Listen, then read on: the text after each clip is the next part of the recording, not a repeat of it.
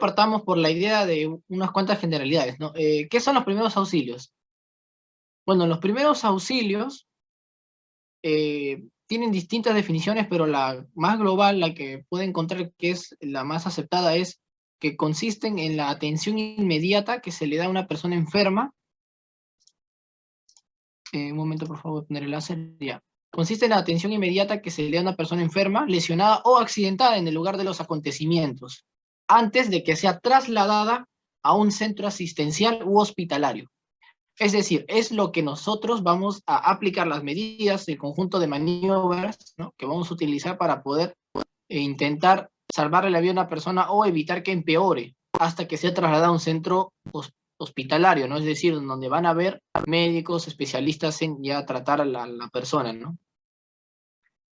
Otra definición nos dice que son las primeras actuaciones y medidas sanitarias que recibirá una persona accidentada o enferma. Así que es muy importante tenerlo en cuenta. En segundo lugar, tenemos cuál es su importancia. ¿Por qué es necesario aprender los primeros auxilios? La respuesta es sencilla, ¿no? Es para salvar vidas. La primera respuesta sanitaria que realizamos puede llegar a ser vital, puede llegar a ser incluso lo más importante que se puede hacer en ese momento para salvar la vida de la persona. Por eso es que todos, de hecho, no solamente los médicos, sino todas las personas debemos conocer los primeros auxilios, ¿no? Y lo mejor que tienen los primeros auxilios es que la puede realizar cualquier persona. No es necesario ser especialista en el tema para poder realizar los primeros auxilios. De hecho, no es necesario tampoco tener equipamiento específico. Lo que se necesita es tener dos cosas. Primero, el conocimiento de cómo actuar, el conocimiento de qué hacer, saber qué hacer ante una situación, ¿no?, que se presente.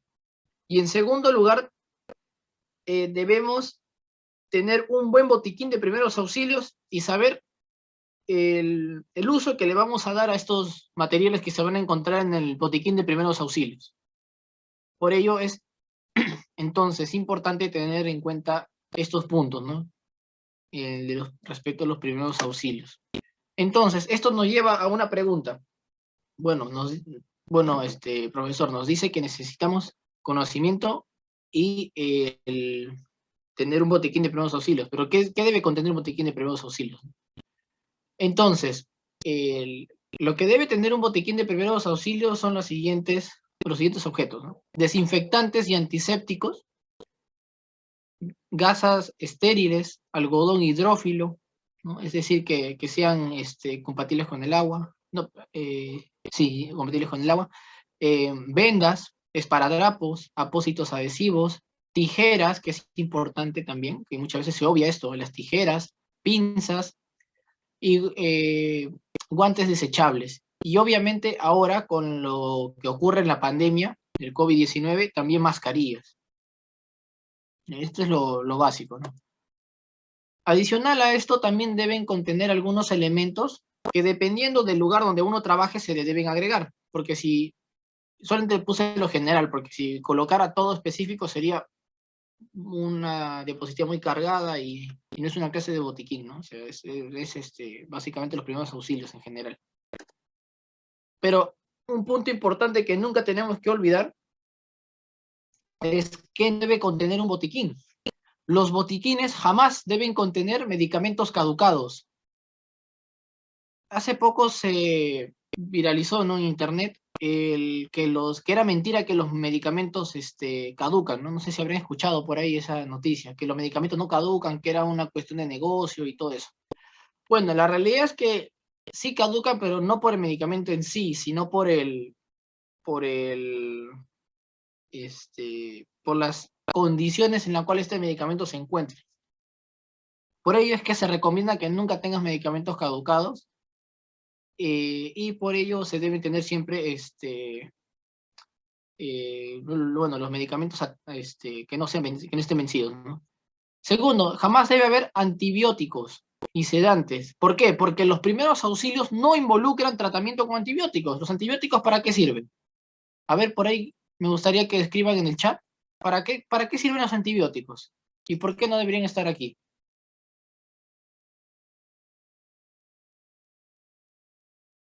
El sedante, les voy adelantando, el sedante no se tiene que poner en el botiquín porque nosotros no vamos a hacer una operación ni vamos a manipular estructuras internas. Por eso, sedante no es necesario. Muy bien, por ahí Selene nos dice que es para las infecciones, los antibióticos. Muy bien.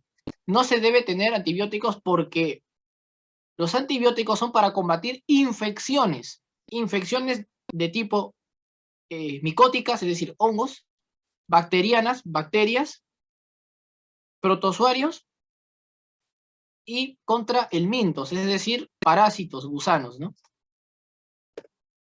Pero no contra virus, ¿eh? Eso es un dato que quiero que nunca se olviden. Los antibióticos jamás se dan contra los virus. ¿Ya? Los antibióticos tienen mecanismos de acción que no tienen nada que ver con los virus.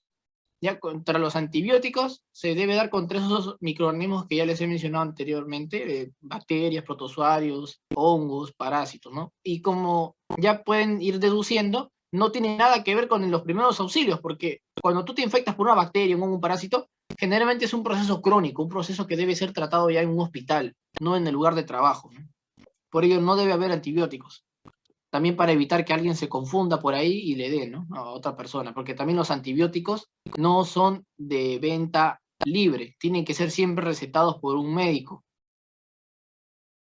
En tercer lugar, medicamentos sin fecha de vencimiento, por lo primero que les mencioné, una cuestión de evitar que tengamos algún medicamento que venza, por eso se recomienda que no tengamos uno que no tenga fecha de vencimiento, siempre tiene que tener su fecha de vencimiento.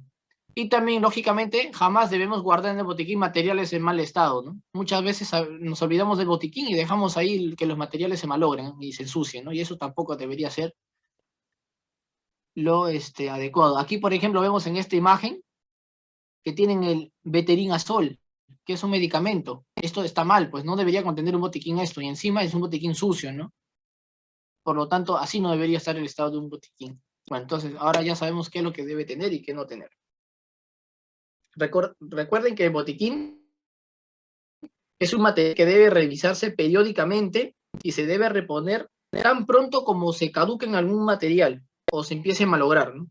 O también en cuanto sea utilizado. A veces el botiquín, lo más utilizado, lo que se suele agotar primero son los algodones, ¿no?, o las gasas. Eso también se tiene que reponer. Ahora, respecto a otra cuestión que compete a los procedimientos generales es la activación del sistema de emergencia por sus iniciales PAS. ¿Qué significa PAS? PAS significa protege, avisa y socorre. Es todo procedimiento básico que debemos conocer. Es lo general, mejor dicho, ¿no? Es lo general que una persona que aplique los primeros auxilios debe conocer. Lo primero y está en orden, ¿no? Por eso las iniciales PAS, porque está en orden. Lo primero que se tiene que hacer es proteger a quién, a la persona que se accidentó, es decir, al accidentado, y al socorrista. En segundo lugar, se debe de avisar, ¿no? ¿Avisar a quién? A los servicios de emergencia, que hay un herido, que hay un accidentado, que tienen que venir a llevárselo al hospital, ¿no?, o al centro médico. En tercer lugar, ese de socorrer. ¿Socorrer a quién? A los accidentados. ¿Bien? ¿Cuál es la diferencia entre proteger y socorrer? Proteger es evitar que esta persona sufra más lesiones. Y socorrer significa curarlo en sí, darle los primeros auxilios en sí. Bien, o sea, los primeros auxilios en sí está en el tercer paso del sistema de emergencia, el socorrer. Ahí es donde aplicamos los primeros auxilios. ¿Bien? Ahora, la pregunta es, cuando tenemos un accidente múltiple, hay muchas personas que están que necesitan de atención inmediata, ¿no? ¿Qué se debe hacer? En ese caso, se debe proceder a evaluar de manera rápida a los accidentados y ver en qué nivel de prioridad se encuentran. Si es una prioridad inmediata, si es una prioridad secundaria, si es una prioridad terciaria o si es una prioridad cuaternaria o última prioridad, también le dicen, ¿ya?, la última prioridad. Ahora, esto nos va a ayudar a saber qué paciente necesita que le demos el primer auxilio primero. O sea, es la prioridad, por eso se dice, ¿no? Es la prioridad la persona que tenga algún criterio de emergencia más grave, como es el caso de la prioridad inmediata. Y ahora voy a describir cada uno de ellos. La prioridad inmediata son los primeros en recibir los primeros auxilios. ¿Y cómo identificar a esa persona que es prioridad inmediata? Es una persona que tiene problemas respiratorios, que visualicemos que no puede respirar bien, que tenga un paro cardíaco, una hemorragia grave, una inconsciencia, o sea, está desmayado, shock. El shock es cuando se le baja la presión a una persona de tal forma, o sea, se le baja la presión tan bruscamente que todos los órganos empiezan a fallar debido a que la perfusión sanguínea, o si queremos llamarlo en términos más sencillos, el riego sanguíneo hacia los órganos disminuye debido a que hay una presión muy baja. Entonces, cuando el riego sanguíneo hacia los órganos disminuye, ocurre una falla multiorgánica que te lleva a la muerte instantánea. Por eso es que es importante reconocer a la persona con shock. ¿Cómo identificarlo? Presión baja, mareos y pérdida de la conciencia. Y una persona que empieza a ponerse fría, las manos, todo así de golpe, hay que asustarse porque puede ser un shock y hay que darle prioridad inmediata. Tórax abierto, es decir, que bueno, su tórax por un objeto punzocortante se haya abierto. Hay heridas también abdominales, quemaduras del aparato respiratorio, ¿no? Como el caso de los incendios. Esto es muy frecuente, ver quemaduras en el aparato respiratorio en el caso de personas que están cerca de un incendio. O heridos con más de una fractura importante, ¿no? Las fracturas importantes, ¿cómo identificar una fractura importante, doctor? Me decía, ¿no? Porque, bueno, veo una persona que se fractura, pero yo ¿cómo voy a saber si esa fractura le puede comprometer su vida o no? Yo les doy un criterio que es muy útil, que utilizamos también en traumatología. El criterio del componente axial, así se llama, pero en palabras sencillas le vamos a llamar así: cabeza y tronco. Las fracturas más importantes, las más peligrosas, son aquellas que sean en la cabeza, en el tórax y en la columna del abdomen. Estas son las más graves.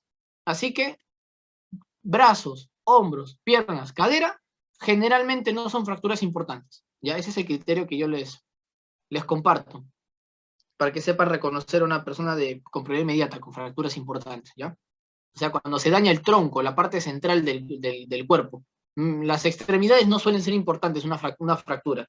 Ojo, estoy hablando de fractura, no hemorragia, es otra cosa. Fracturas cuando se rompe un hueso. Entonces vemos que los brazos y las piernas no son tan importantes porque, bueno, va a sonar feo, cruel, pero se le puede amputar y la persona sigue viviendo. Pero cuando tienes un daño a nivel de una fractura en el tórax, en el abdomen o en el cerebro, peor todavía, si es en la cabeza, el cráneo, puedes morir. Ya por eso es que se le dice fracturas importantes a las fracturas que ocurren en la parte axial del cuerpo, en la parte central del cuerpo. Bueno, la prioridad secundaria son aquellas personas que, bueno, van a estar en el segundo lado, si queremos llamarlo, en el segundo lugar de la cola, ¿no? Son aquellas personas que tienen quemaduras graves. Más adelante vamos a ver el tema de quemaduras y ahí les voy a enseñar cuándo se considera quemadura grave. Lesiones de columna vertebral, hemorragias moderadas, o sea, cuando la sangre sale en una cantidad considerable pero no llega a ser mortal, y accidentados conscientes, pero que tengan lesiones en la cabeza.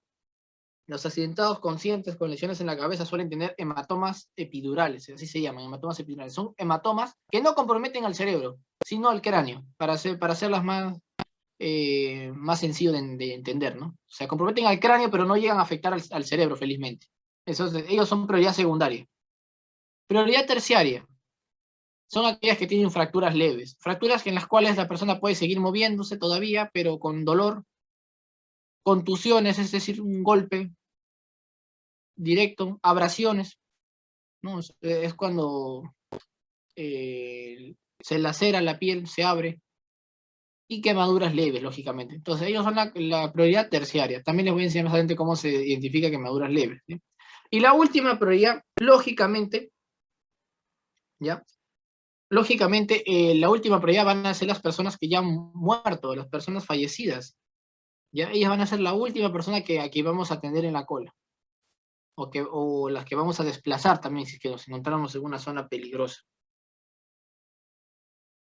Bien, y hablando del desplazamiento, cuando hablamos de llevar a un lugar seguro al accidentado, nos referimos al primer paso, proteger. Eso todavía no es primeros auxilios. el traslado tiene que ver con la protección. Ya viene a ser parte del primer paso del sistema de emergencias. Bueno, otra cuestión importante respecto a los procedimientos generales es identificar los signos vitales. Y aquí quiero que no se confundan los términos de signos vitales con procesos fisiológicos. ¿Ya? Es diferente signo vital que proceso fisiológico. Se suelen confundir mucho esto. Los procesos fisiológicos normales que se suelen medir en una atención médica son la defecación, cuántas veces vas al baño, o sea, orinas, ¿no? La orina, la defecación, la frecuencia urinaria, el hambre, la sed. ¿Ya? O sea, son cuestiones que a nosotros no nos interesa evaluar, pero lo que sí nos importa, porque compromete la vida directamente, son los signos vitales. ¿Y cuáles son? Son 4. La temperatura, la respiración, la presión arterial y el pulso arterial, que se confunde con presión arterial. ¿Bien? Primero, vamos a ver la temperatura. Ahora, antes de pasar a la temperatura, les he traído aquí un cuadrito en donde podemos ver todas las variantes que hay respecto a estos 4 signos vitales. Ahora, como se pueden dar cuenta, estos signos vitales no son constantes, sino que va a variar a lo largo de nuestra vida. De hecho, hay estudios que se han realizado en los cuales los recién nacidos tienen, por ejemplo, en el caso de la presión arterial, o también conocida como tensión arterial, los recién nacidos tienen una tensión que va desde 70 a 100 a 50, de 50 a 65, ¿no? Sistólica de 70 a 100 y diastólica 50 a 65. Pero fíjense qué pasa con un adulto. Un adulto mayor, considerándose adulto mayor de 16 años, porque estos son estudios realizados en Estados Unidos, no en Perú. En Perú adulto se considera recién a partir de 18, ¿no? Aquí en Estados Unidos dice los adultos 16 años o más tienen una presión arterial de 110 a 140 y una diastólica de 70 a 90. Entonces, como podemos ver, conforme más vamos haciéndonos mayores, más años vamos cumpliendo, más alta es nuestra presión. Es algo normal. Por eso es que es preocupante ver que hoy en día jóvenes tienen presión arterial alta, ¿no? Eso no es normal. Deberían tener una presión arterial que va entre los 100, 110 máximo. Si tiene más de 120, algo está pasando, ¿no? Con su dieta o debe haber un problema ahí. Bueno, en el caso de la frecuencia respiratoria pasa lo mismo. Miren. La frecuencia respiratoria normal es de 12 a 20 ventilaciones por minuto. Pero en un recién nacido es de 40 a 45, o sea, es menor. Entonces vemos que aquí la relación es inversa. Conforme más edad, menor es la frecuencia respiratoria. ¿Bien? Lo contrario con la presión arterial, ¿no? Que es directamente proporcional, porque a mayor edad, mayor presión. La frecuencia cardíaca, lo mismo que con la frecuencia respiratoria. Conforme más pequeños somos, tenemos una frecuencia cardíaca más elevada. Miren, el recién nacido tiene 120, 140, más que un deportista. Pero cuando uno ya es adulto, lo normal es tener de 60 a 80, ¿no? El promedio. O sea, va disminuyendo con la edad. Y la temperatura, lo mismo. Y este es un dato impresionante, ¿no? Porque yo hasta hace poco pensaba que no, pero bueno, los estudios dicen que sí. Que conforme más edad tenemos, nuestra temperatura corporal va disminuyendo poco a poco. Pero de hecho, de los 4 signos vitales, es la temperatura corporal lo que menos disminuye. Es lo que menos varía, miren. Porque vemos que recién se tiene una temperatura normal de 38, y esto asusta a algunas madres, ¿no? Cuando ven que tiene 38, piensan que tiene fiebre. No, es normal. Recién fiebre, en el recién nacido fiebre es a partir de 39, porque su temperatura normal es 38. Bueno, pero el caso del adulto no, pues adulto ya 38,5 para arriba, ya es fiebre. Porque la temperatura normal de un adulto va de 36 a 37 grados centígrados. Bien, o sea, va disminuyendo. Pero como vemos, la variación es poquita, es mínima. Bueno, ahora sí, hablemos de cada uno de los signos vitales a profundidad. La temperatura. ¿Qué es la temperatura? La temperatura refleja la cantidad de energía calórica que tenemos en nuestro organismo. ¿Y con qué se controla? Con el termómetro, lógicamente, ¿no? Con el termómetro clínico. el cual existe de dos tipos, el termómetro oral y el termómetro rectal. Ahora, yo les hago una pregunta, ¿estos dos termómetros son iguales? A ver qué me dicen por ahí en el chat. ¿Esos termómetros serán iguales o serán diferentes? Miren.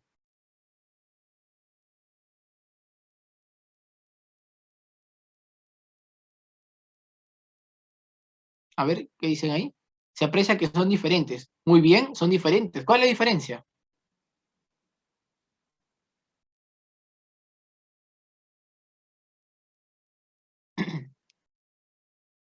¿Cuál sería la diferencia entre el primer termómetro, el de arriba y el de abajo? El tamaño del sensor. Muy bien. Se llama bulbo. Ajá. El tamaño del bulbo, que es la cosita de metal que está aquí. Muy bien. Entonces, por el tamaño del bulbo, nos damos cuenta de que el termómetro que tiene el bulbo más pequeñito será termómetro rectal. Mientras, muy bien, aquí su compañero también nos dice, ¿no? Ronnie Oscar nos dice que son diferentes. Efectivamente, no son, perdón, que son diferentes y no son iguales, ¿no? Claro, son diferentes, ¿no? El que tiene el bulbo más chiquito es un termómetro rectal. ¿Cómo lo identificamos? Por su bulbo, es chiquito. En cambio, el termómetro más grande, el que tiene su bulbo más alargado, es termómetro oral o axilar. Bien.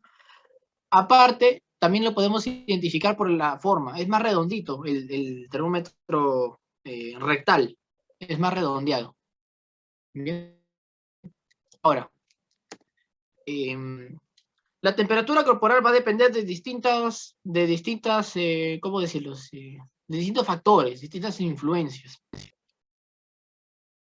No hay que asustarnos si al momento de tomarle la temperatura a una persona que ha estado, por ejemplo, haciendo ejercicio, su temperatura esté alta. Eso es normal, eso es fisiológico.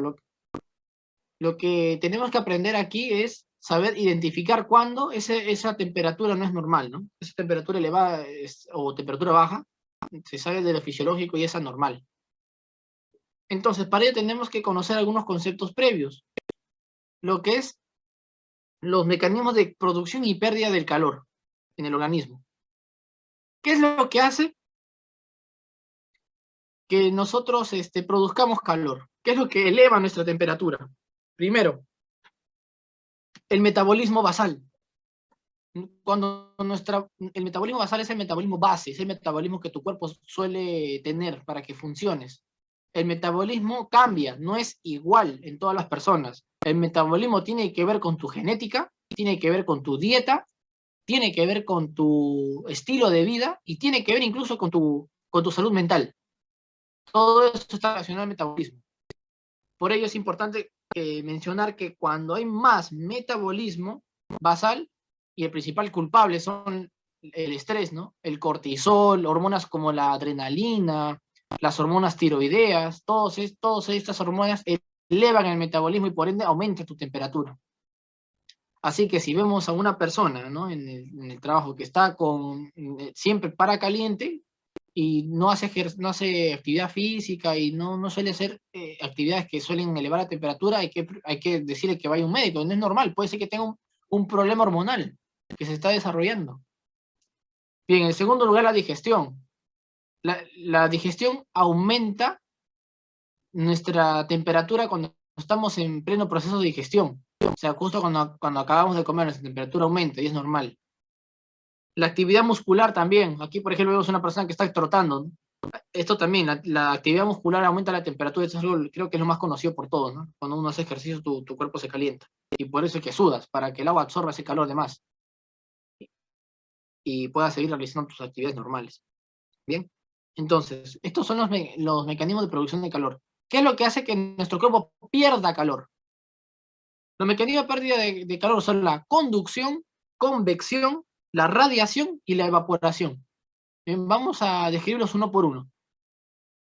Lo que vemos aquí, de color moradito, cuando nosotros sudamos y cuando respiramos, ahí es donde nosotros perdemos calor gracias al mecanismo de la evaporación. ¿Por qué? Porque en el sudor hay agua y el agua se evapora cuando se calienta, ¿no? Cuando respiramos, también respiramos agua. Nosotros no respiramos aire puro.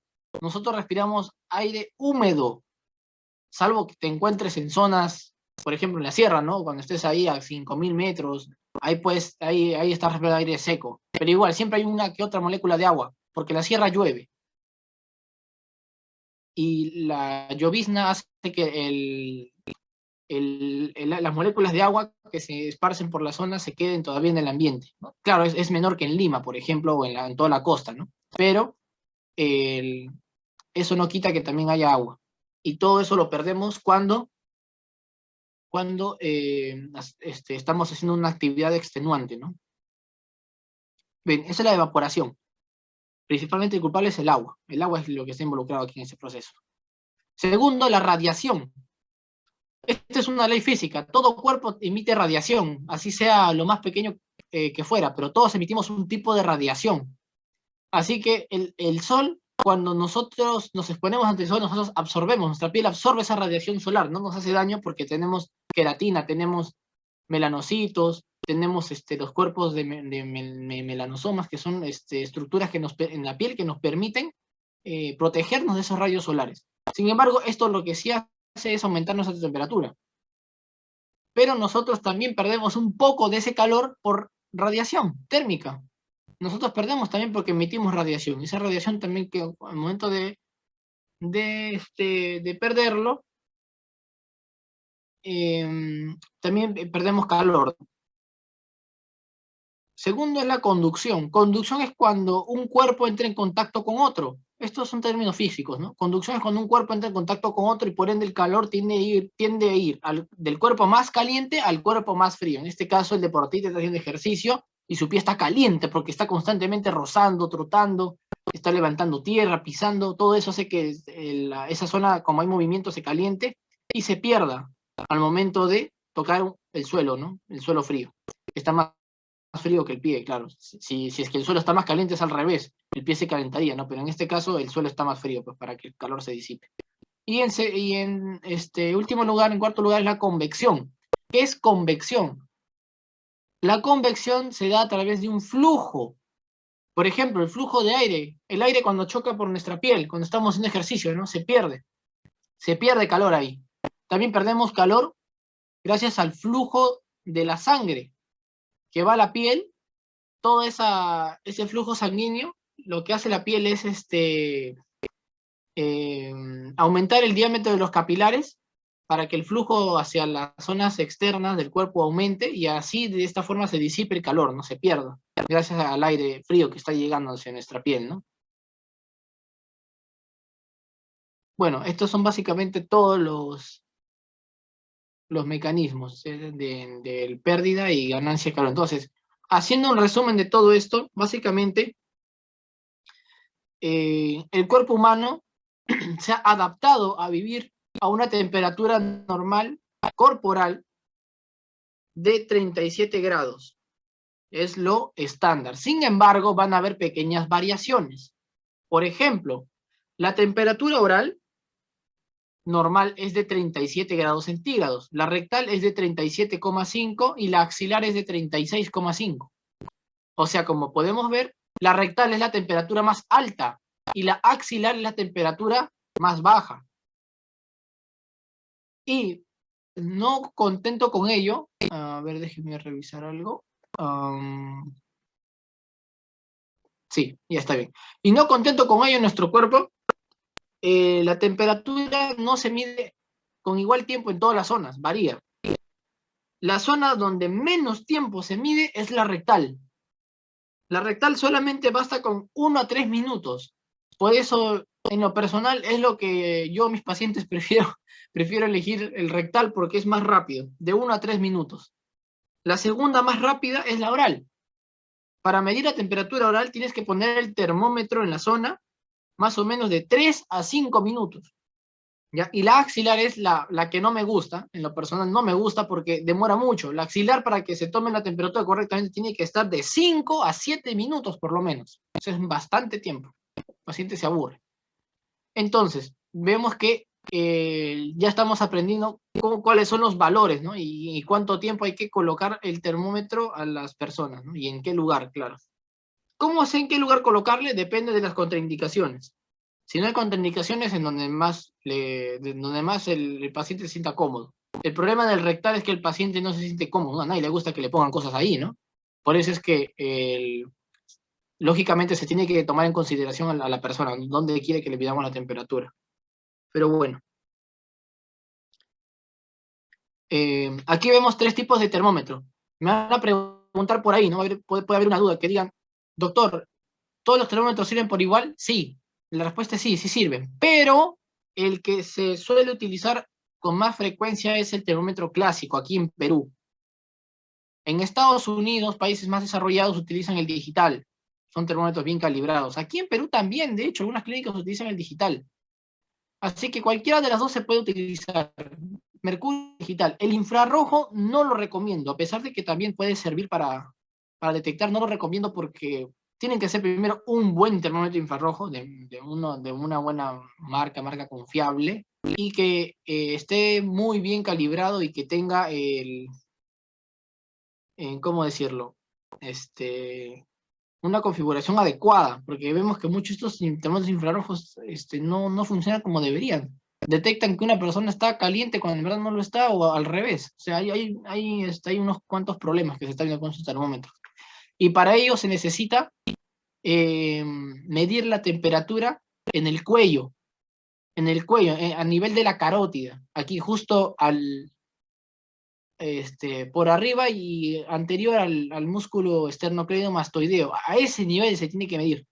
Hay un triángulo del cuello conocido como triángulo carotidio, pero, como les digo, es más complejo. No se recomienda mucho utilizar esto, menos si estamos en el trabajo, ¿no? Lo que sí se recomienda son estos, el digital, el de mercurio, cualquiera. El termómetro infrarrojo, por cierto, solamente se usa en esas zonas, ¿sabes? Como los he mencionado, en el cuello, en el triángulo carotidio, que está justo debajo de la mandíbula y delante del esternocleidomastoideo, justo ese nivel, y, y en la cabeza, en la frente. Lamentablemente aquí en nuestro país, ¿no? Espectacular, no podría faltar las negligencias. Y yo veo que todavía en centros comerciales y en varios lugares se sigue midiendo la temperatura en la mano. Eso es un grave error. Jamás se mide la temperatura ahí. Ni siquiera el fabricante te dice que lo midas en la mano. Jamás se mide la temperatura en la mano, ni en la muñeca, ni en esas zonas. ¿Ya? Eso te da falsos positivos. Por eso es que no se hace esa temperatura ahí. Además, se ha demostrado que personas que tienen fiebre, muchas veces en sus extremidades no se manifiesta. Se manifiesta principalmente en donde, en el cuello, en la frente, que es el clásico de todo ser humano, en la frente, el cuello, el tórax, la axila, hasta el ano. Hasta el ano es más confiable que la muñeca, por eso es que no se debería tomar la temperatura de esa manera. Les cuento para que conozcan las medidas contra el COVID, ¿no? Cuando estén en sus lugares de trabajo seguramente medirán con esto, con el termómetro infrarrojo y en la mano, ¿no? Y eso está mal. Bueno, con esa aclaración, vamos con las contraindicaciones. Lógicamente, para dar el termómetro, la pregunta es, ¿a quién le tengo que dar el termómetro, no? ¿Y qué tipo de termómetro? Si oral, el axilar o rectal. Bueno, obviamente hay algunas contraindicaciones. Va a haber situaciones en las cuales el oral no lo podemos dar, el axilar tampoco y el rectal tampoco. Vamos a enumerar una por ahí, cada una de ellas, ¿ya? Uno por uno. El oral. El oral está contraindicado en niños pequeños. ¿Por qué? Porque se lo pueden atragantar. Se lo pueden tomar, pues, ¿no? O sea, aspirar y, bueno, se le puede quedar atorado en la garganta. Tampoco le vas a dar el termómetro ahora a un paciente en coma, ¿no? Lógicamente. Personas que están en coma, una persona desmayada, no le vas a dar. Personas que tienen tos, tampoco, porque es incómodo. Vómitos, tampoco, ¿no? Náuseas, peor todavía. No le puedes dar ese termómetro ahí a una persona que tiene náuseas. Tampoco a una persona con alteraciones mentales. Tampoco se recomienda con problemas mentales, no se recomienda que se les dé el termómetro oral. A ellos se les dará otro termómetro, si el axilar o el rectal. El axilar no se les da a personas que tengan problemas con la sudoración en la axila, por una cuestión de higiene, y aparte es incómodo también para la persona. Tampoco a una persona que tenga lesiones en la axila, o sea, que se haya dañado la axila, ¿no? Por un accidente. Tampoco en personas que tengan inflamación en esa zona y dolor. Por ejemplo, la adenitis axilar, ¿no? Que puede ser frecuente encontrar esos casos. Principalmente la adenitis axilar lo vemos en mujeres con cáncer de mama. se inflama esa zona porque ahí tenemos vasos linfáticos que están absorbiendo la linfa que viene de la mama, ¿no? Por ejemplo. Por eso no hay que darle a esas personas, ¿no? El rectal no se le va a dar jamás a una persona con diarrea, lógicamente, jamás. A una persona con infarto cardíaco tampoco. A una persona con hemorroides, lógicamente tampoco, porque causa dolor o molestia, ¿no? Bueno, algunas hemorroides causan dolor, ¿no? No todas. Pero igual, por una cuestión de bienestar no se le da, ¿no? A la persona. Y tampoco aquellas personas que tengan lesión anal o una lesión perineal, ¿no? O sea, el perineo es la región que se encuentra superficial en la parte inferior de la pelvis. Ya, ese es el perineo, ahí donde encontramos a los genitales y al recto, ¿no? Esa es la región que está en esa zona, se le conoce como perineo. Bueno, técnica, ¿cómo se utiliza el termómetro? ¿Cómo se mide la temperatura? Primero que nada, el termómetro debe estar limpio, lógicamente, desinfectado adecuadamente, ¿no? El mercurio, si utilizamos un termómetro electrónico es más fácil, le pones y ya. Pero si tenemos el termómetro de mercurio, tenemos que bajarlo hasta 35 grados centígrados. Y para ello se le debe mover, ¿no? Así como agitar, como si fuera un abanico, ¿no? Tenemos que agitarlo. Tenemos que agitarlo para que pueda bajar el mercurio, para que se pueda enfriar el bulbo. Tercero, se debe colocar el termómetro en el lugar indicado, ¿no? O en el lugar adecuado, con todas las contraindicaciones que ya les he mencionado. Y finalmente se debe dejar el termómetro en la zona, que ya hemos visto el tiempo, se debe leer con estos valores que les he dado, si es que están bien o mal. Se debe lavar, desinfectar y dejarlo ahí, ¿no? Para que la próxima persona lo utilice. Bien. Ahora, la pregunta del millón, ¿cuándo es fiebre? ¿Cuándo es fiebre? ¿Cuándo es febrícula? ¿Es lo mismo? ¿Fiebre, febrícula? ¿Será lo mismo? No es lo mismo. La fiebre es el signo de que hay daño a nivel celular o hay una infección. Dos cosas. Hay daño o infección. Y la febrícula puede indicar que podría ser fiebre, o sea, como que la probabilidad es como que un 50-50%, pero también puede ser una manifestación de que se te ha elevado el metabolismo debido a que estás haciendo una de las siguientes actividades, ¿no? Ejercicio, digestión, tus hormonas han disparado. Por ello, es importante reconocer la fiebre y la febrícula. ¿Cuándo es febrícula, doctor? Febrícula es cuando estamos hablando de una temperatura de 37,5 grados centígrados. Fiebre moderada es cuando estamos hablando de 37,5 o 38,5. Fiebre alta se le considera a partir de 38,5 a 39,5. Y la fiebre muy alta es aquella que está mayor a 39,5. Bien, ya una temperatura de 44, 45 grados, ya la vida peligra, se puede morir la persona. Bien, por eso es que es importante conocer la fiebre para trasladar a una persona al lugar de emergencia, ¿no? Cuando lo necesite. ¿Cuándo recomiendo que se le traslade a emergencia? Cuando tiene fiebre moderada. Bueno, emergencia no, mejor dicho, consulta médica, porque emergencia no tanto. Si solamente vemos que hay fiebre y no hay otra cosa en la persona, se le recomienda que vaya al médico. A partir de fiebre moderada, yo recomiendo que vayan al médico. Pero febrícula, dejémoslo como un stand-by, dejémoslo a la persona que, bueno, tal vez algo ha pasado, se ha estresado, ha estado trabajando, supongo, de madrugada, algo ha pasado que puede ser que su metabolismo se haya elevado. Puede ocurrir, por eso la febrícula, por una cuestión de no saturar el sistema de salud, no se recomienda llevar al médico todavía, pero sí observarlo, a ver si sube. Muchas veces baja, de hecho la mayoría de veces baja, pero pocas veces sube, y cuando sube ahí ya, sí, seguro, tienes que ir al médico. Bien, listo. Entonces ya sabemos cómo tomar la temperatura. La respiración es más sencillo. La respiración, tenemos que ver, primero que nada, ¿qué es la respiración, no?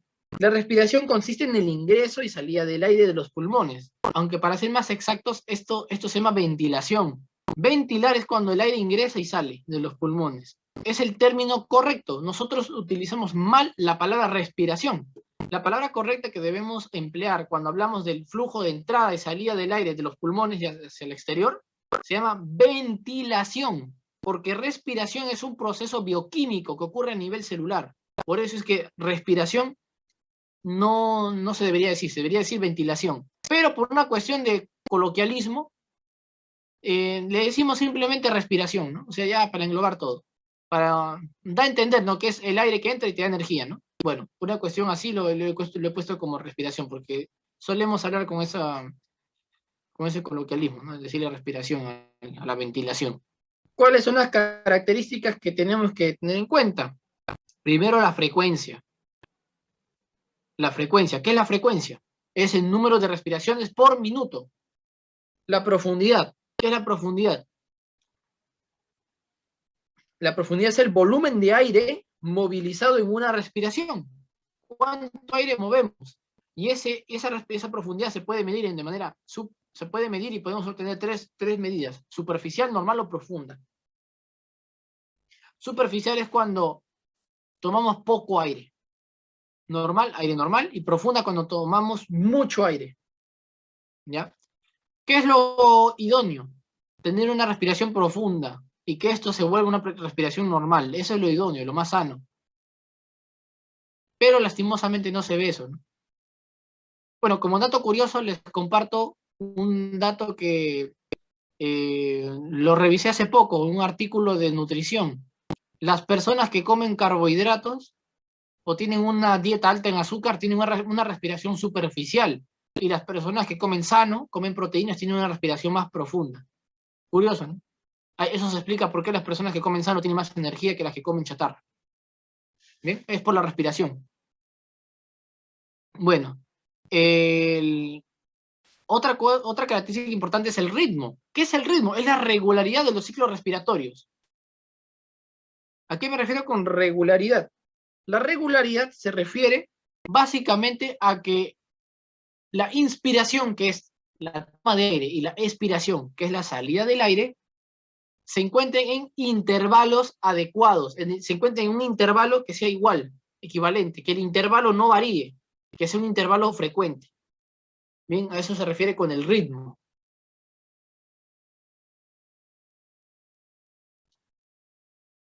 Bueno, entonces, la técnica que vamos a emplear es, se cuenta o bien la inspiración o bien la expiración, nunca ambas, solamente bien una o bien la otra. En lo personal, cuenten la expiración, que es más fácil de detectar. La expiración es lo que yo suelo utilizar porque es la más fácil de detectar. Cuando uno expira, bota aire. Entonces, contamos, ¿cuántas veces bota aire? 1, 2, 3, 4, 5, etcétera, por un minuto. Lo normal, ¿cuánto era? De 12 a 20. Eso es la frecuencia normal, ¿no? De 12 a 20. Pero en un adulto promedio. Aquí dice estadística que es de 3 tipos de pacientes. Adolescentes de 20 a 25. Respira más rápido, básicamente, la frecuencia. La frecuencia respiratoria de un adolescente es mayor, ¿no? Adulto de 14 a 20 y un anciano es menor, de 12 a 18. Conforme más edad tenemos, menos frecuencia de respiración tenemos. Eso explica por qué conforme más envejeces, más cansado te sientes. Es por eso, es porque respiramos menos. Bueno, sigamos con el pulso arterial. El pulso arterial, también conocido como la presión arterial, bien, tiene las siguientes características. Bueno, primero que nada, ¿qué es la presión arterial? La presión arterial me estoy refiriendo a básicamente el volumen de sangre que sale del corazón en cada contracción y que se mide, ¿no?, en unidades de presión, milímetros por mercurio, ¿no? Milímetros de mercurio, perdón. Y el pulso arterial o presión arterial se puede controlar en diferentes lugares y se hace con la yema de los 3 dedos medios. Los 3 dedos medios. Los 3 dedos medios, ¿no? Ya saben, dejando de lado al meñique y al pulgar. Los 3 dedos del medio de la mano. Se utilizan para medir correctamente el pulso. Jamás, por favor, jamás lo hagan con el pulgar. He visto personas que miden la presión, el pulso. El pulso arterial lo hacen con el dedo del pulgar. Eso está mal. ¿Por qué? Porque el pulgar tiene su propio pulso y te puedes confundir. Tú estás creyendo que le estás midiendo el pulso a la persona, en verdad es tu pulso. Es por eso que no se hace jamás con el pulgar, se hace con los 3 dedos del medio. Ahora, también el pulso tiene características, ¿no? Como por ejemplo la frecuencia.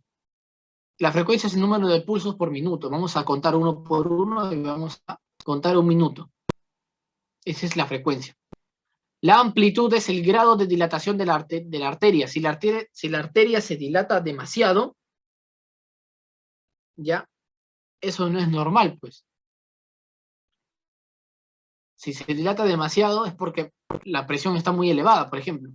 No puede significar una patologías o que tu arteria está demasiado elástica. Bueno, el ritmo. El ritmo se refiere al intervalo que hay entre una pulsación y otra. El ritmo tiene que ser regular. Por ejemplo, vamos a escuchar el pulso que tiene que ser así. Pum, pum, pum, pum. O sea, tiene que ser un ritmo regular, pero no puede ser así. Pum, pum, pum, pum, pum. Ese tipo de sonido que acabo de hacer es un pulso irregular, por ejemplo, un ritmo irregular.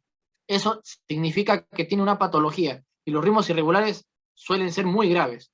Hay que llevarlo al médico de inmediato. Y llevarlo de emergencia de inmediato, ¿ya? ¿Cómo se hace la técnica para medir el pulso? Sencillo, se localiza la arteria.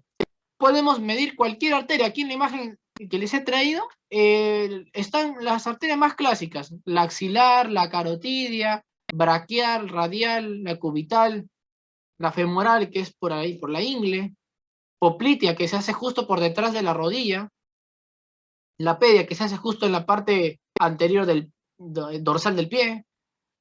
Bien, entonces, estas son las regiones más frecuentes. Y vamos a localizar primero la arteria, después colocamos 3 dedos de medio en esa zona, en la arteria. Y vamos a concentrarnos y contabilizar el número de pulsaciones por minuto. Bien, ¿cuál es el valor normal? Al igual que la respiración va disminuyendo conforme avanzamos en nuestra edad. Los adolescentes tienen 80 por minuto, el adulto de 70 por minuto y el anciano de 60 a 65 por minuto, que es lo promedio. Si este valor se ve alterado, hay que llevarlo al médico. Después tenemos la presión arterial. La presión arterial es la fuerza que ejerce la sangre sobre las paredes de las arterias. Y se va a controlar con 2 instrumentos, el tensiómetro y el estetoscopio. El tensiómetro manual, lógicamente, porque también ahora hay los tensiómetros electrónicos, que no es necesario del estetoscopio, sino que se mide solamente con el brazalete, ¿no? Ya tiene un sistema ahí que detecta la presión. ¿Cuáles son los consejos que se debe tener en cuenta? Cuando una persona se mide la presión arterial, tiene que primero no conversar. 5 minutos antes no tiene que estar conversando. Bueno, 3 ya, para no exagerar. 3 es lo mínimo, ¿ya? 3. Lo ideal es 5, pero bueno, vamos a ponerle 3. No conversar. Apoyar el brazo a la altura del corazón. Esto es algo que la mayoría de personas olvida al momento de controlar su presión. El brazo tiene que estar apoyado a la altura de tu corazón. No puede ser arriba ni abajo. Lo más común es encontrar gente que se lo mide abajo, ¿no? Tercero, colocar el manguito en el brazo sin ropa. El brazo tiene que estar descubierto, tienes que estar manga larga o sin polo, o por lo menos remangándote el polo y de tal forma que no estorbe el manguito. Bien. Hay una pregunta. ¿Por qué no se puede conversar? Excelente pregunta, y gracias por la pregunta, de hecho. Selene Vázquez. Bueno, no se debe conversar porque cuando una persona conversa, su presión sube. Puedes probarlo. Si tienes un tensiómetro en casa, mídete la presión mientras estás hablando. Y luego de ahí te mides cuando estás callada por 5 minutos. Y te vas a dar cuenta que tu presión va a bajar 5 puntos. El promedio del que normalmente sube y baja son 5 puntos. Es por eso. Bien, espero que haya quedado claro. La presión sube cuando conversas. Bueno, en cuarto lugar, usar el tamaño del manguito adecuado. Hay medidas para el manguito, hay para niños, hay para adolescentes, para adultos, para obesos mórbidos, etc. Hay manguitos para todo tipo. Y hay que emplear el adecuado. La misma guía lo dice, ¿no? Tu peso, tu diámetro, ¿cómo le dicen? La circunferencia braquial, etc. Hay en las mismas guías que suelen venir con estos instrumentos, ahí dice todo lo que compete a esto, el tamaño adecuado para la persona adecuada. Otra cosa importante, que mucha gente se olvida: apoyar los pies en el suelo. ¿Saben por qué? Porque cuando uno eleva pies, su presión sube. ¿Por qué? Porque estás contrayendo un músculo. En este caso, cuando tú elevas el pie, estás contrayendo el músculo, el cuádriceps. Lo estás contrayendo y de hecho estás tensando el músculo cuádriceps y también por aquí atrás a los músculos de la parte posterior del muslo, ¿no? Como lo son el semitendinoso, el semimembranoso, el bíceps femoral, por ejemplo. Esos músculos se contraen, se tensan, y al tensar los músculos, estos exigen que les des oxígeno para que puedan seguir funcionando, y por lo tanto tu presión, tu corazón empieza a latir un poquito más rápido y tu presión se eleva. Por eso es importante apoyar los pies. Los pies tienen que estar, tus piernas, tu tórax y tu brazo tienen que estar relajados. ¿Tomar la presión de una persona acostada es diferente de una persona sentada? Por supuesto que sí, es diferente. Buena pregunta, Selene Vázquez. Te felicito también por la pregunta. Es una buena pregunta. La presión de una persona que está echada suele ser más baja, 10 puntos más baja. Una persona cuando está parada, su presión se eleva. ¿Por qué? Porque cuando una persona está parada, la sangre se le dificulta retornar al corazón porque tiene que vencer a una fuerza que nos atrae constantemente a la Tierra, me refiero a la gravedad. Entonces, felizmente nuestras venas tienen válvulas, pero de todas formas la gravedad jala la sangre para abajo y hace que el retorno venoso disminuya, por así decirlo, un poco. Y al disminuir el retorno venoso, el corazón empieza a latir con más fuerza para compensar. El corazón interpreta como que no le está llegando sangre y se altera y se pone a latir más rápido. Bien, entonces eso también explica por qué el corazón cuando uno está parado late más rápido, cuando uno está echado late más lento. Bueno, cuando uno está parado, entonces el corazón al latir más rápido, su presión se eleva. Por eso es. La presión se eleva porque aumenta el gasto cardíaco. Por eso es. Hay unos términos ahí médicos que se utilizan, que para no complicarles, simplemente decirles que cuando el corazón late más rápido, tu presión se eleva por una ley. Bien, se llama la ley de Starling, pero bueno. Sigamos. El segundo, no cruzar las piernas, porque también al cruzar las piernas contraes músculo, y al contraer músculo, ya sabes, tu corazón late más rápido y por ende tu presión se eleva. Por eso, para darle una medición exacta hay que hacer todos estos pasos. Séptimo, tener la vejiga vacía, no tener ganas de ir al baño, porque cuando uno tiene ganas de ir al baño, su presión se eleva, tu corazón late más rápido. Y apoyar la espalda, por lo mismo, para que la espalda no tenga tensión muscular y puedas relajar los músculos y por ende tu corazón pueda latir más tranquilo y tu presión estabilizarse. Bien, todo ello entonces contribuye a que hagamos una medición adecuada de la presión arterial. Bien, ¿cuáles son los valores normales de presión arterial que debemos encontrar? En Perú, lamentablemente, no hay muchos estudios al respecto, así que lo que nosotros hacemos y lo que hacen las facultades de medicina a nivel nacional es copiar lo que nos dice Estados Unidos, ¿no? Estados Unidos nos da su guía. La guía de Estados Unidos, en este caso les traje de la Asociación Americana de Cardiología, o American Heart Association, nos traen los valores, ¿no? Una presión normal nos dice que es de 80 a 120, sistólica, y la presión diastólica, es decir, cuando el corazón está relajado, es de 60 a 80. Sistólica es cuando el corazón está contraído, ¿ya? Y diastólica es cuando el corazón está relajado. Entonces, lo normal es de 80 a 120, y la diastólica de 60 a 80. Y se considera prehipertensión cuando tiene más de 120 a 140 de sistólica, y de diastólica 80 a 89. Se considera ya hipertensión, o sea, una persona enferma de hipertensión se le considera 140 para arriba, ¿no? Y ahí vemos los grados, de 140 a 159, de sistólica es hipertensión grado 1, hipertensión grado 2 es más de 160 y grado 3 es superior a 180, ¿no? Entonces, estos son los criterios que se utilizan para saber cuando una persona es hipertensa. Entonces, por ende, nosotros, cuando veamos que una persona tiene hipertensión, hay que tener cuidado, porque una persona hipertensa no puede realizar trabajos que demanden sedentarismo. No puede hacer este tipo de trabajos. Tiene que estar constantemente haciendo ejercicio. Tiene que ser un trabajo que lo haga moverse de la silla. No puede ser un trabajo, por ejemplo, de oficinista, no estar todo el día sentado, porque eso va a empeorar su enfermedad por culpa del trabajo, ¿no? Y claro, en parte también de la empresa, por no ser responsable con sus trabajadores, en el caso. Por ello es importante. Bueno, Pero en el Perú, les comento que aquí en el Perú el MINSA nos da unas guías y en las guías nos dicen que una persona normal se considera hasta 130, cosa contradictoria porque para Estados Unidos 130 es una persona con prehipertensión, es una persona que algo está pasando, que tiene que tener cuidado con su dieta, algo mal está haciendo, está teniendo una vida sedentaria, está consumiendo mucha sal, poco potasio, etcétera, ¿no? Puede estar pasando algo en el organismo. Pero acá en Perú no, 130 se sigue considerando normal. ¿No? Mi teoría, esta es una teoría, mi teoría es porque nosotros los peruanos tenemos una dieta alta en carbohidratos y los carbohidratos está demostrado que te eleva la presión arterial. Así que yo creo que es por eso, que la presión arterial de nosotros suele ser mayor, ¿no? Hasta 130. Pues yo creo que es por eso, pero como le digo, no he leído ningún estudio, es una hipótesis mía, por lo que yo he estudiado. Pero bueno, ya veremos. Y bueno, menor es peligroso, ¿ah? Hipotensión, menor a 80, por favor, llévelo siempre, siempre al médico. Menor a 80 puede estar entrando en un cuadro de shock y la persona se va a morir. Y cuando una persona entra en shock, dependiendo del tipo de shock, podemos salvarle la vida si es que lo atendemos rápido. Menor a 80, si de sistólica, o menor de 60 diastólica, por favor, es importante ir al médico. Algo está pasando, eso no es normal. Ya.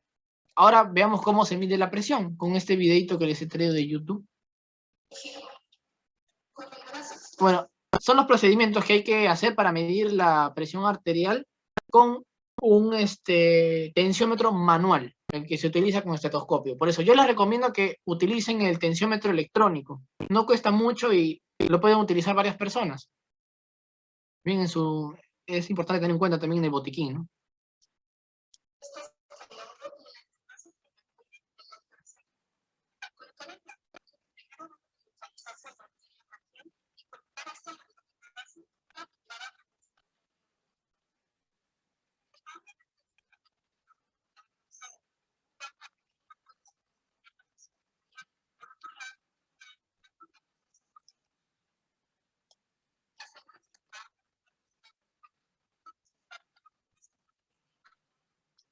Exacto, tiene que estar ajustado. Todo lo que la chica está comentando ya les he mencionado, menos eso, ¿no? De dos dedos en la piel. Tiene que ser de tal forma que dos dedos entren entre la piel y el Bauman, ¿ya?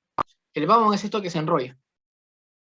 Ahora, otra cuestión importante es que tiene que estar ese Bauman 2 centímetros por delante del pliegue del codo. Todos nosotros en nuestro codo tenemos un pliegue, ¿no? Si se pueden ver ahí, en nuestro codo tenemos una línea, un pliegue. 2 dedos por encima se debe colocar el Bauman, ¿ya?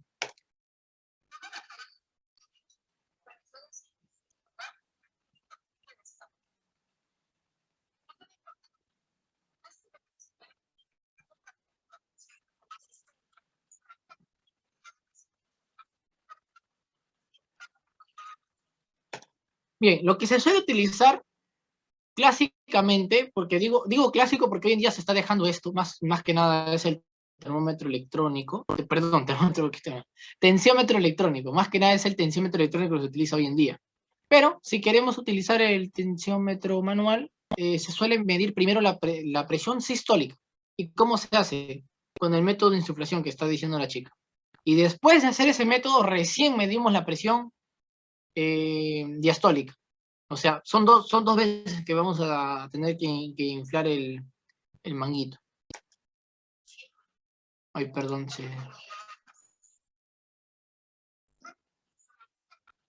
Ya.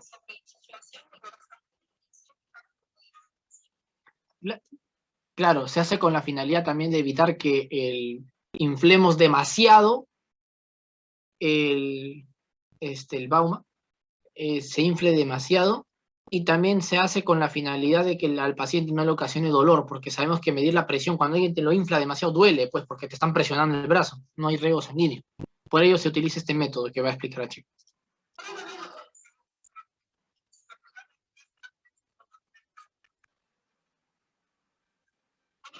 Ipsilateral significa en el mismo lado del lugar donde estás inflando.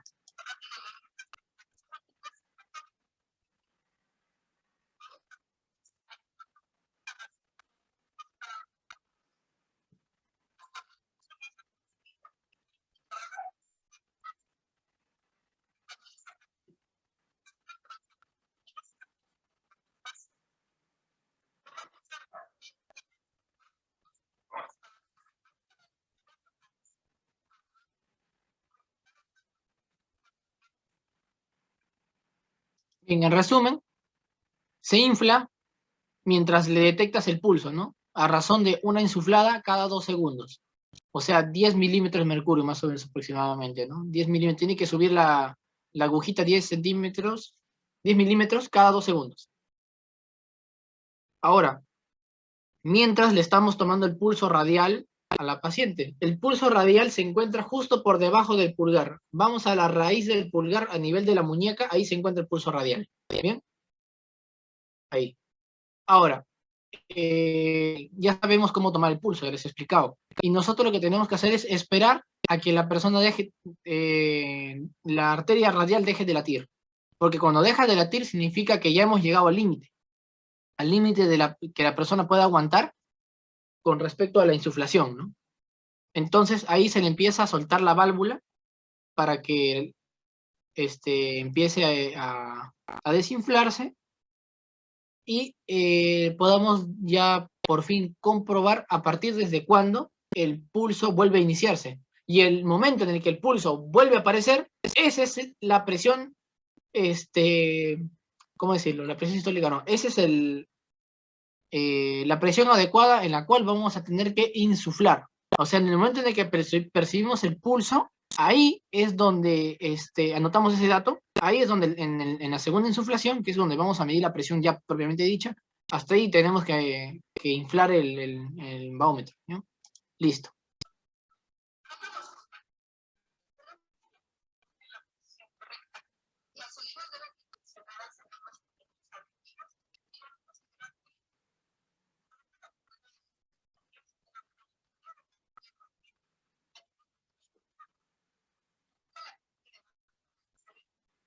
Eso también, la arteria braquial se encuentra justo a ese nivel, en el lado medial del brazo.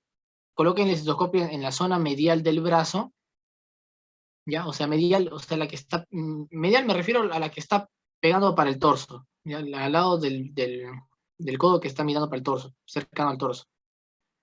Se coloca ahí porque justo a ese nivel pasa la arteria braquial y se ramifica en la radial y con la cubital, ¿no? Por eso justo a ese nivel se le da. Se le pone encimita del estetoscopio para poder escuchar los latidos.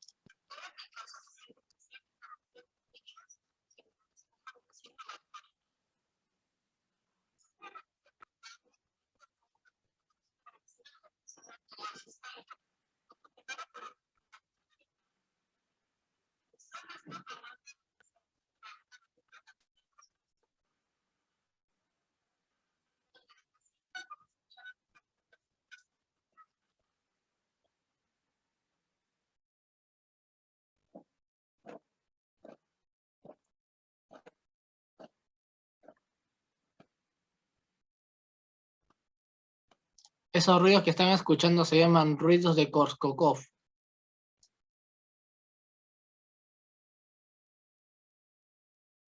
La quinta no se escucha nada.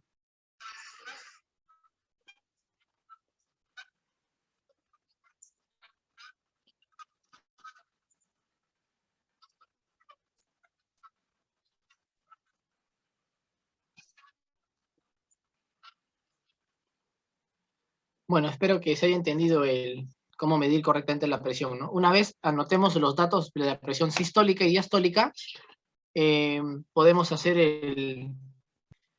comprobar, pues, una vez cumplido todos los consejos, todos los requerimientos, en saber si la persona tiene una presión normal o no, ¿no? Y si tiene que ir al médico o no. Bien. Ahora, esto lógicamente se adquiere con la práctica, ¿no?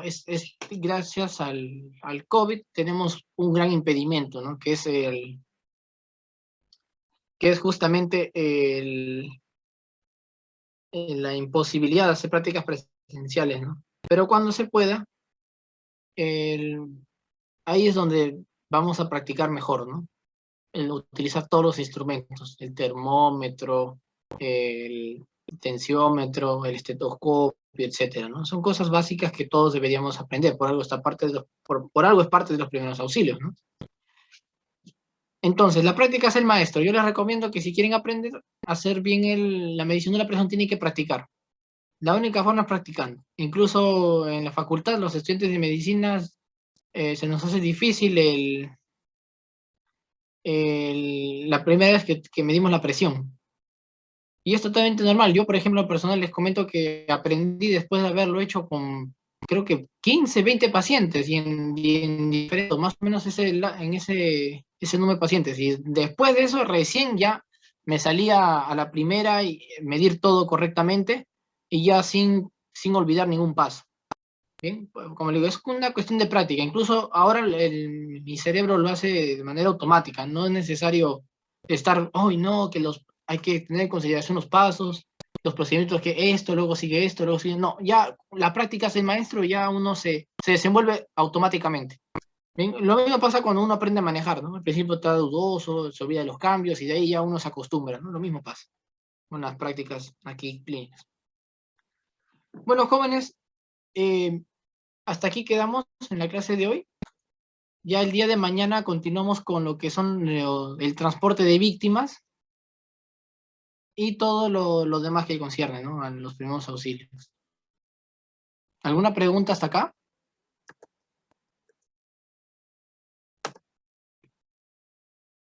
¿Alguna pregunta en el chat? Ya acabamos con ver todos los signos vitales. Próxima clase ya vemos lo que son el traslado de víctimas y unas consideraciones básicas que lo que respecta a la cadena de eslabón de socorro, así se llama, cadena de eslabón de socorro, que les voy a enseñar de qué consiste, y luego pasamos a las fracturas, las quemaduras, las picaduras, etcétera. Sí, no hay problema, puede prenderse un micro para preguntar. Buenas noches. Sí, mi consulta fue muy interesante lo que menciona con el tema de la medida de presión. Lo que pasa es que, bueno, en mi caso soy prevencionista y dentro de mis actividades monitoreo también cuando el personal ingresa a ambientes confinados donde existe niveles de temperatura, ¿no? Entonces, ¿cómo actuar, digamos, ante la presencia o evidencia de que algún trabajador, estoy observándolo a todo el personal que puede ingresar, ¿no? Cómo es su respiración, ¿no? Cómo es su respiración, cómo están desarrollándose o trabajando, si observo algún tipo de cansancio, agitamiento. Entonces, yo en ese momento lo que les procedo es decir, o sea, cómo se encuentra su estado, tratar de que salgan y estén, eh, digamos, no sé, a sentarse, o no sé si es lo correcto, no, si es sentarse o estar parado para que traten de regularizar, ¿no? Y que no vuelvan. No sé si es una forma correcta o lo normal es que cuando vea esos casos, a tener un tensiómetro a la mano, no sé, qué es lo que usted me podría dar su opinión.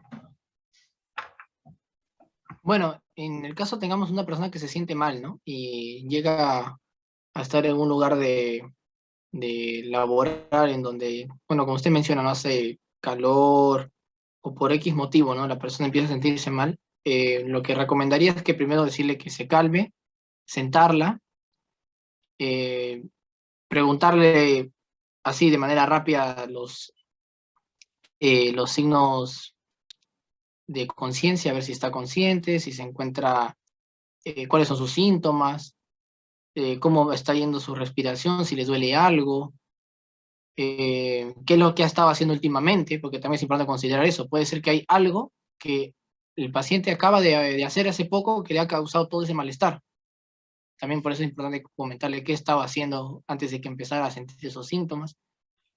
Y luego de eso, si es que la persona se le ve agitada, calurosa, siente que se va a desmayar, porque es típico de las personas que su presión se eleva, siente que se va a desmayar, sería bueno tomarle la presión y registrarlo, ¿no? Cosa que cuando ya lo llevemos a un centro de atención especializado, un hospital, una clínica, etcétera, ya le demos todos esos valores al médico, porque el médico va a preguntar cómo, todo lo que le mencioné, le va a preguntar cuáles son sus síntomas, qué estuvo haciendo anteriormente, cuánto es su presión al momento de medirle, claro, con todas estas recomendaciones, ¿no? Medir la presión correctamente, y ¿por qué no? También medir la temperatura, o sea, medir los signos vitales, para descartar que sea algo grave. Si vemos que los signos vitales son estables, no hay por qué asustarse, no es necesario ir al médico, o sea, puede ser que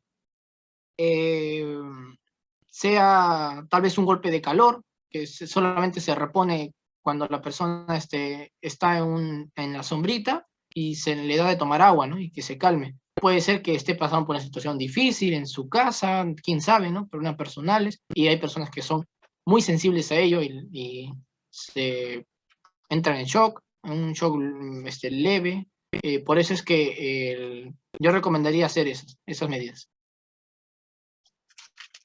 Gracias. Otra consulta. Sí, Cuando también tengo casos de trabajos de que hacen en altura, similares a los personal que, no sé si ha visto los de Irgandina que suben los postes, ¿no? Está el personal sí. suspendido sobre qué tipo de actividad me podría recomendar como para poder yo hacer que el personal realice cuando están mucho tiempo en la parte alta y cuando descienden, ¿no? No sé, siempre soy de preguntarles, a pesar que ellos ya tienen tiempo, pero igual sé que el tiempo de suspensión es prolongado, ¿no? Entonces, no sé, qué tipo de, a veces estoy con eso de querer que realicen algún tipo de ejercicio, pero la verdad, ¿cuál sería lo adecuado, ¿no? Que le va a ayudar para poder el tema de los pies, porque ella trabaja bastante toda la parte lumbar y la parte de las piernas. Claro. Bueno, en ese caso se recomienda hacer lo que se llama ejercicios de relajación. En este caso, si los músculos están tensados, una vez que la persona baje, recomendarle que haga eso, ¿no? El estirar las piernas, volver a hacer contracciones pero leves, o sea, ejercicios específicos que le podría dar serían, a ver, se me ocurre, eh, caminata sencilla, una caminata simple para que mejora la circulación. Eh, si bien es cierto, al momento de estar en ese lugar, están en un periodo de inmovilidad, ¿no? No se mueven mucho y eso también las piernas se asientan, ¿no? Así que sí, recomendaría hacer eso, caminata simple, ejercicios de respiración, ejercicios de relajación, como le digo, estiramiento, porque también eso beneficia el retorno venoso. Eh, sí, más que nada sería esos ejercicios, ¿no?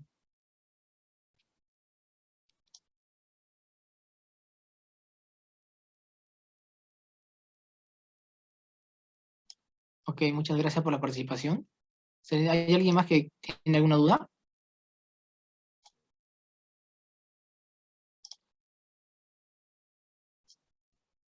Bueno, buenas noches. Si no hay ninguna otra más pregunta, damos por finalizada entonces la actividad del día de hoy, agradeciéndole nuevamente a nuestro profesor Brack por su valioso aporte al Instituto Peruano Soma. Muchas gracias, bienvenidos todos los que están participando. Recuérdense que hay algunos que están invitados para certificarse, para tener una acreditación que les permita incrementar las posibilidades laborales y que su CV, por supuesto, se vean mucho más atractivos. Es importante entonces inscribirse en las modalidades que tenemos que están en este momento en oferta. Si usted desea proceder a hacer cualquier tipo de inscripción, puede contactar a la señorita Gladys Luján, quien estará atenta para darle las respectivas ofertas que tenemos. Bienvenido al Instituto Peruano Soma. Muchas gracias, profesor. Muchas gracias, buenas noches con todos. Cuídense. Finalizada la actividad.